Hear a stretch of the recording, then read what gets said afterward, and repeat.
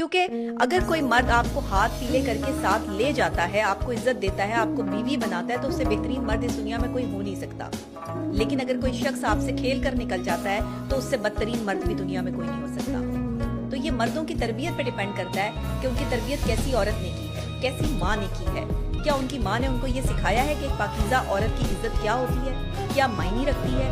گھر میں بیٹھنے والی وہ پاکیزہ لڑکی جس نے زندگی میں کبھی باہر کا ماحول نہ دیکھا ہو، جس نے کبھی باہر کے حالات و واقعات نہ دیکھے ہوں، جس نے صورتحال نہ دیکھی ہو، جس نے معاملات نہ دیکھے ہوں، جس نے جو ہے وہ مشکل حالات سے نمٹنے کی جس میں جو ہے وہ صلاحیت نہ ہو، ایک بچی ہو، ایک معصوم جو ہے وہ کھلتا ہوا پھول ہو، ایک کلی ہو،